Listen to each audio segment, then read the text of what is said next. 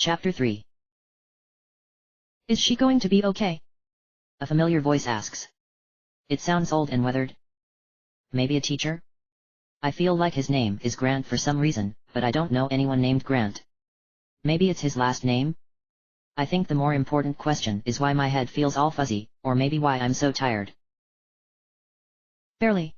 She used up all of her mana, and controlling that much power pretty much drained all her energy too. Poor thing was probably too focused on passing to even realize she reached her limit, so she just fainted. She's very lucky to be alive right now. Another familiar, but more feminine voice answers. She lets out a frustrated sigh before continuing. I want to stay and ask her a few questions when she wakes, but I should go before Zarek gets back. Just give her a few seconds to get her bearings when she wakes up, and she should be fine. I hear the second voice say. I think she might be the school's nurse, but why would she be here? Where is here, anyway? I hear a door open and close, and I wonder why the name Zarek also sounds eerily familiar. Suddenly, everything comes flooding back. The test, the spell, blacking out, all of it. My eyes snap open, and I gasp for air as my heart kicks into overdrive. Whatever dim light was in the room before seems to have magnified, and everything blurs together into shadowy shapes. I blink a few tears out of my eyes, and everything slowly comes back into focus. I sit against the far wall of the room, and Mr. Grant crouches down next to me, a concerned look covering his face. I try to say something, anything really, but it just comes out in a tired groan, and I suddenly realize just how exhausted I really am. Every muscle in my body aches out for sleep, and my back hurts from laying against the wall. I try to stand, but Mr. Grant just pushes me gently back down. Take it easy. Just stay still for now and try to catch your breath. You've been through a lot, he says soothingly. What about my test? I ask groggily. Did I pass? He shifts his brown eyes away and says nothing. My stomach drops. How could I not have passed? I put everything I had into that test, so much so that I lost track of my limit, at least according to the nurse. I've never done that before. Like, ever. Just be happy you're alive right now. You survived, and that's no small accomplishment. He offers feebly, and I feel anger rising in me. I don't want to just survive. I want to live. How can he be so compliant, just trying to get through the day? There's no reason for my anger, but I find myself glaring at him stubbornly, and he slowly gets up and backs off to the other side of the room, shaking his head. Something else bothers me though. Why did he make it sound like he was surprised I survived taking the test at all? And what was with that dream I had? It was more of a memory really, but I've never remembered something like I was living through that same exact moment again. Before I can think too much about it, the door opens, and Zarek steps in. He doesn't close the door right away though, and I catch a glimpse of the hallway. My breath stops. Figures stand guard outside the door, wearing close-fitting robes in Noxian black and red. Over the robes, they wear pieces of red gleaming plate armor, breastplates, gauntlets, the whole works. Their armor doesn't extend to their legs though, keeping the skirts of their robes unrestricted. Huge hoods shroud their faces, but armored masks gleam in what little light reaches them, and I instantly know who they are. What they are. Noxian battle mages. They are some of the most powerful Noxian troops, second only to the Crimson Elite. They fight in hybrid armor, enchanted robes to ward off magic and spell-forged plate armor to defend against physical attacks. Prepared for everything and scared of nothing, they're the poster soldiers of the Noxian war machine. Every night raid on Ionian rebels has at least one battle mage involved, if for nothing else than to just strike fear into our hearts. The stories of what they can do. I don't remember standing up, but I am now. Zarek seems to have noticed my reaction and he smiles, closing the door behind him. Did he want me to see them? He moves forward and leans on the back of the chair, motioning for me to take a seat in the other one. My throat feels dry, and it hurts to just be standing, but I move forward anyway. Every step is painfully slow, and my legs shake slightly. The only sound in the room is my heavy breathing, broken every few seconds by my small shuffling steps. No one moves to help me. No one ever does. I reach the chair and sink into it as my legs give out. Zarek smiles at me, almost like he's gloating about his victory. I would like to be the first to congratulate you on your performance. Your final score is the highest I've ever seen before. You have the potential to become an amazingly powerful wizard, he says. I had almost forgotten that he was still trying to keep up the ruse that Noxus was actually trying to help me. I would laugh if I wasn't so tired. There is one thing though, He says, like he's about to mention a small unimportant fact. With the amount of power you have, I'm slightly concerned about how well you can control it. So, I pulled a few strings and managed to get you into a special training camp where you'll be taught how to improve your magic. It lasts for 6 months, and by the end of it, you will be a master at controlling your power. You might even be able to become a battle mage by the end of it, if you really want to. He seems genuinely excited, but his eyes betray him. They remain dead and cold, and he looks stiff, like he hates every second of this. Probably because he would rather just kill me outright. What if I don't want to go? I ask, staring right back at him. Mr. Grant shoots me a wide-eyed glare from the corner, but I don't care.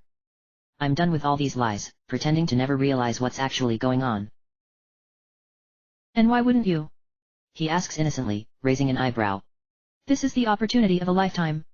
Becoming a battle mage is considered a great honor. We both know what really goes on at the training camp, I say quietly. So let's just stop pretending we don't. I know what happens there. What you're really saying is that I can become a battle mage if I want to live. Zarek tenses up, and he narrows his brown eyes at me. They take on a new look, from cold and uncaring to one of jagged ice and anger. He leans in from where he stands, hand clenching the wooden chair hard enough to make it groan. Listen very close to me, girl, he spits out. I'm done playing nice, so I'm just going to say it plainly. You will go to that training camp, and if you resist, I will personally. The door bangs open behind him loudly, and Zarek reacts immediately, whirling around to face the sudden intruder. Zarek blocks my view, so I shift in my chair, trying to get a look. Care to finish that sentence? The intruder asks in a calm voice. You really shouldn't say things like that. After all, you never know who might overhear. I finally get a look at the intruder, and my jaw drops open. Why is he here? A man in his early 20s with short brown hair stands in the doorway, a chainmail shirt gleaming out from underneath his red breastplate. He wears plain black clothes under the light armor, and heavy leather boots. His hand rests on the pommel of the long sword hanging from his hip, an unspoken threat. The captain of the guard for all of Sakura City stands there, his plain face looking passively at Zarek. Captain Fairfax, Zarek whispers out. What are you doing here? Isn't it obvious? Fairfax asks in his monotone voice. I'm here to take her to where the test says she should be going. To the academy. What do you mean? Zarek asks dumbfounded. If you're suggesting that I changed the results. I know about the promotion you were promised, the captain interrupts, taking a single step forward. I also happen to know the person who offered you that position. He might not be too happy if he learns you wasted such potential. Are you threatening me? Zarek asks, shifting on his feet slightly. If you think you know everything that's going on here, you're dead wrong. He was the one who told me I had to send at least 5 to the training camp if I wanted to even have a chance at that job. You just want the job for yourself, don't you? The terms have changed, Fairfax states bluntly. The girl comes with me, and you'll be considered for the job. Or you could keep the girl, in which case, he learns all about those grimoires you've been gathering up. His words echo in the silence that follows. Zarek seethes in anger, clenching his knuckles and shifting from one foot to the other. All the while, the captain just stands there, still as a statue. The tension feels like a sword's edge against my throat, and I'm scared to even breathe. Captain Fairfax just stands there, calm and determined, and I can't help but feel a little suspicious. Why does he want me to go to the academy so bad? What's he planning? Fine, Zarek says, shattering the silence. Take your little toy. See if I care. I'll take power over some kid any day. Don't think I'll forget about this though, Fairfax. Once I have that job, don't you think you can keep her, or yourself safe? This isn't over. He leaves the room with long, brisk steps, brushing past the captain as he leaves. Mr. Grant follows after a few surprised seconds, rushing to catch up to him. He mutters something apologetically to the captain as he walks by, but Fairfax just nods, completely unfazed. I start breathing again, unsure of when I stopped, and slowly get up. I don't really know what to say, so I just stand there awkwardly, waiting for some kind of explanation. Captain Fairfax just nods at me though, turning around. Let's go, he says, walking out the door, and it takes me a few stunned moments to follow after him. So much for explanations. Somehow, I feel more steady now, and my legs are only slightly rubbery. I hurry out into the dreary hallway, only to stop in my tracks, eyes widening. The 4 Noxian battle mages stand outside, saluting Fairfax as he finishes saying something, and one walks up to him and hands him a cloak he was holding onto. Fairfax nods in thanks and puts it on deftly, turning to me. The battle mages fall back into place behind him, waiting for his orders. These guys are going to escort us through the library to the outside just to make sure no one causes any trouble. From there, we'll ride a wagon to the military compound here in the city. The academy is inside, so it won't take long. Any questions? The captain asks. I have millions, like how a captain of the guard was able to get elite soldiers, whose only job was to hunt and kill people, to follow his orders. I mean, come on, he was using them as glorified cloak hangers and common guards, and they were just fine with it. Not only that, but he also was able to secure the job for Zarek just by talking to someone? Do I even know him anymore? No, of course I know him. He's still the same person that I've always known. He might be planning something, but for now I don't really have much of a choice but to follow along. No, I answer him. Fairfax nods and begins walking towards the library door. I follow behind, and the battle mages take up positions to my left and right, 2 in front of me and 2 in back. My heart begins racing faster with every step we take towards the library. The library was located in the central section of the school, and had an exit that led directly out the back of the school. Walking out the front would take longer, so I guess it makes sense. I don't want to walk past all my classmates though, the ones who were still waiting to take the test. The library is the largest section of the school, so every year when testing day came, all the students who turned 16 are gathered there. They then had to wait for their name to be called and were ushered to a testing room in the old storage hallway. I was one of the first group of people called, so almost everyone would still be there. Waiting. Watching. We reach the end of the hallway and Captain Fairfax opens the door, walking into the room beyond. Time to run the gauntlet. I walk in. The room is the same as when I left it, 2 floors of musty old bookshelves with all the students sitting at haphazardly placed tables on the first floor. Any talking there was stops, and I feel the weight of their eyes settle upon me. A few people let out gasps, but most just remain silent, staring at me with mixed expressions of surprise and sadness. We wait for the Noxian battle mages to get back in their position, and then we move on, walking down the middle towards the door. I find myself searching the faces for my friends even though I try to just keep staring forward. I see blonde-haired Eliza sitting at one table, a hand clasped over her mouth to muffle her crying. Another blonde-haired girl is hugging her with one of her arms, staring at me sadly. I nod at Amara and she nods back, an unspoken promise. Eliza always was fragile, and without me there to keep her safe, the job would fall to Amara, one of those genuinely good people. I could trust her with that much. I only spot a few other friends as we walk, and they all look mostly the same as Eliza and Amara, either on the verge of tears or somber. Every time I meet their eyes though, they nod back, and I find myself choking down tears of my own. I didn't think leaving them would be this hard. I had made my choice though, and there was no going back now. The only sound in the room is our footsteps. We finally reach the door, and we step outside, leaving behind my classmates. My friends. Will I see them ever again? I wipe at my teary eyes, taking in a shaky breath and wait for the battle mages to get back in formation. The test started at the end of the school day, so the sun is hanging pretty low now, painting sinister shadows onto the ground. We stand at the back of the school, only a few feet away from the street. Various houses line the opposite side of the street, including a few in complete disrepair. I avoid looking at them and focus on the covered wagon. It's a nice one with a cloth covering for the back, and a guard even sits next to the driver, giving us a surprised look. We keep walking, until we reach the back of the wagon. Captain Fairfax gets in with ease, pushing back the flap and offering me a hand up. I take it and climb in. It's empty inside except for the 2 of us, so I sit in a corner far from the opening in the cover. Fairfax leans out for a second and then sits down next to the entrance, across from me. The wagon starts moving, bumping occasionally on the cobblestone road. We sit in silence for a while, with the captain looking out the flap every once in a while. I find myself thinking about the test. From the argument between Fairfax and Zarek, I must have actually passed the test, and Zarek just changed the results so he could get a promotion. Maybe I should be surprised he was willing to condemn me for a job, but I'm not. People have done worse for less. What about that dream I had?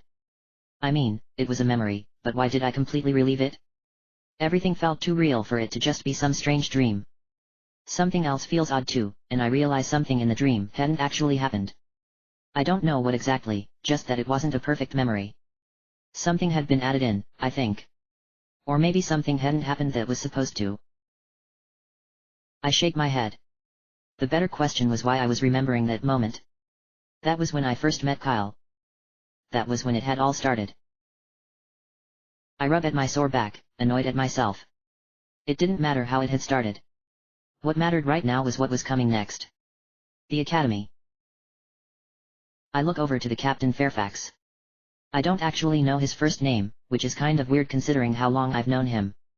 He was the captain of the guard for Sakura City for as long as I could remember, and he had even been a regular at my family's shop. He and all the other guards under his command. My father had been the actual blacksmith in the family, but when he went off to join the Ionian army, my mother had taken up the job until Zane was old enough to do it himself. Zane had become the blacksmith with Akira handling the leatherwork, my mother doing the engraving, and I had handled the actual shopkeeping, occasionally helping out to sharpen blades. Being a local blacksmith family had kept our family safe. Blacksmiths were rare as it was, so Noxians were forced to leave us alone if they wanted their equipment to remain in good condition. The soldiers had been hard to work for, knowing that every blade we sold and sharpened would only be used to kill Ionians. It had gotten better after the war, when only the guards remained. That had been due to Fairfax. Captain Fairfax is one of the honorable types of Noxians. One of the only honorable types. Noxus probably wasn't always a terrible place, where the weak were used as footstools for the strong. I had read that Noxus used to believe that strength was important because with that strength, you could help others become stronger too. That was the idea, anyway. Over time, though, the strong and powerful started taking what they wanted, and there was no one to oppose them. There still isn't anyone, really. Fairfax is one of the one who still abided by the old code though. It's not like he ever told me, it was just obvious from how he acted. He treats Ionians like actual people, and he expects the same from his guards. Most of them had no problem with that. Most of them. The captain looks over at me from where he sits, catching my gaze. You have some questions, don't you? Grant told you about the summoning academy we're heading towards, right? My breath catches, and I tense up. How did he know about that? Fairfax seems to read my expressions, and he nods his head. Good. I told him to make sure and elaborate on that part, but I wasn't sure how much time he would have. I wish Zarek hadn't forced me to reveal myself, but at least the plan still worked. Wait, Mr. Grant told me about the academy because you asked him to. I ask. What is the captain trying to do? First he gets Mr. Grant to tell me about the academy, then he comes in and blackmails Zarek? Also I can go to this academy? That's correct, he nods. I wanted to make sure you knew you had a choice. Why? I ask after he doesn't elaborate. Why are you helping me out so much? What do you want from me? He winces, or at least does his version of a wince, twitching his eye slightly. Sorry, I know it must seem weird, but I don't have a master plan or anything like that. I'm just trying to pay for my mistake. I knew you had your test today and was aware of your talent, so I thought I would make sure you had a fair chance no matter what decision you made. Fairfax says, staring at me. I look away, turning my eyes to my feet. That wasn't your fault. I say quietly, folding my hands together. It wasn't, he agrees offhandedly. But you can't deny that if I had done my job it wouldn't have happened. It was my mistake, and so I'm trying to make up for it. I thought that getting you the truth and using my blackmail on Zarek to get your actual results would be a good start. We ride in silence for a while. I don't believe what Fairfax says, not completely anyway. I know he's not lying, but I also feel like there's another motive that he isn't sharing. Something about the way he never actually looks at me makes me feel suspicious about his motives. Maybe it has to deal with Zarek. What was that job stuff you were talking about with Zarek? I ask. Are you really trying to take that job from him by handing me over? That could be it. It was kind of low of the captain to repay me and also help himself, but it wouldn't surprise me. No, he says simply, catching my eyes for a moment, and I feel somewhat relieved. I knew he was better than that. I'm not using you to get the job. I already have the job. What? I ask, completely aghast. But you told him he was going to get the job if he let me go. I never said that, he says, shaking his head slightly. I told him he would be considered for the job, and he was. They just chose me instead. I don't bother trying to fight the smile off my face, and he seems to relax a little, looking out the wagon. A shadow of a smile tugs at the corners of his mouth. Captain Fairfax always keeps his word. So what's your new job? I ask. He scratches at his chin, and looks back to me. I'm not really sure what it involves, actually. The only thing I know is that it's a teaching position of some sort at the academy. I feel my jaw drop to the ground for what feels like the 100th time today, and he chuckles lightly at me. He was going to be one of my teachers? I guess it's a good thing Zarek didn't get that job, hey? He says, still chuckling slightly. I have a feeling he would have been things just a little difficult for you. I smile slightly. That was understatement of the year. I don't think misplaced anger would even begin to describe how he was probably feeling. Something nags at me, and I take a look at Fairfax, looking closer at him. On the surface he seemed laid back, carefree even, with his monotone voice and relaxed attitude. He goes out of his way to seem like an average guard, but I can't help but feel he's more than that. He creates elaborate plans just to repay favors, has the respect of battle mages, and even found time to help himself. Just who was he? The wagon stops, and I hear voices talking outside. The captain gets up and leans out of the cover. He ducks back in a second later with a familiar-looking black cloak folded in his arms, and we start moving again. You might want to put this on, he says, handing me the cloak. It looks remarkably like the cloak my brother bought me, and I find out why a second later when I shake it out. It is my cloak. I turn to Fairfax and raise an eyebrow. I took the liberty of sending someone to your house to gather some of your things. The rest should be waiting in a room for you, including a letter from your mother, I think. He says, shrugging. I feel a stab of pain snake its way up to my heart. Mom. With everything happening so fast, I had completely forgotten what my decision really meant, leaving my family. When would I see my family again? Would I ever? Will I ever? I choke out, and the captain just nods his head. They make you stay inside of the compound's walls at all times, except for one day every week. On that day, you're allowed to explore the city and generally do whatever you want. Fairfax says. I bit my lip, nodding, and slip into my cloak. It feels soft, almost like it was freshly washed, and I smile. Mom. I bunch up the fabric and hold it up to my nose, inhaling deeply. It smells fresh and clean, like lavender, with a slight hint of smoke. It smells like home.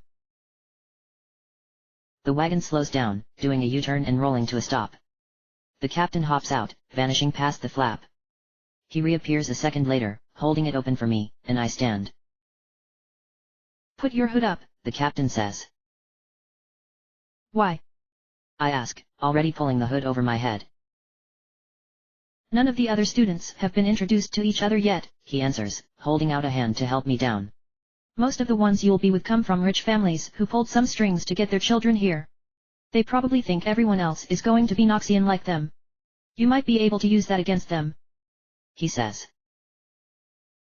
I understand what he's getting at. The longer they don't know I'm my own in, the longer I'll be safe.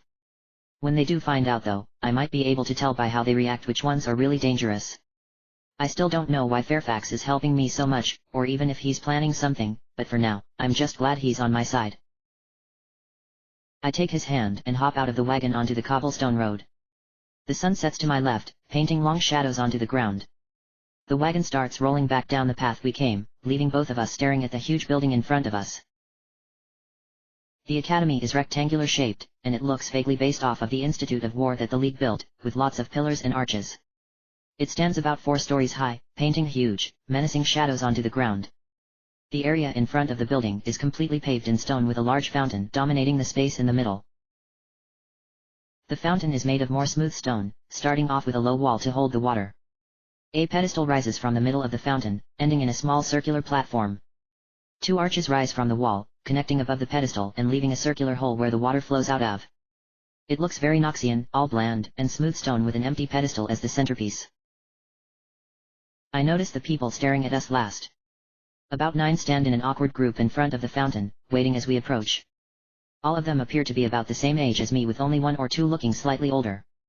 Their appearances all vary, from two who wear rich clothing in colors of deep violet and gold, to the others who mostly wear simple-looking clothes.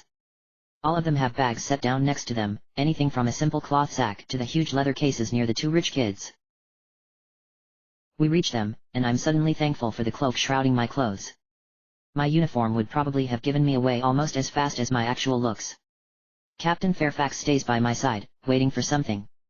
I figure it out a second later, when a man steps out from behind the fountain, and everyone turns to face him. The man is older, with a serious-looking face covered by a grey goatee, leaving the rest of his head completely bald. He wears a simple brown robe covered with black sigils, and leather boots. He surveys us for a second before speaking. Now that you have all arrived, we shall begin, he says in a surprisingly clear, yet soft voice. You may call me Instructor Dumont. Before we begin the tour, I want to make something clear. This academy was created for the elite of Noxus, those who we think have the best chance of becoming a summoner for the League of Legends. That is the only reason this academy exists. One of the two rich-looking kids, a girl with curly blonde hair, seems to straighten in pride, a smug smile on her face. You are not those elite candidates, Dumont says, and the smile drops off the girl's face. I can't help but grin underneath my hood.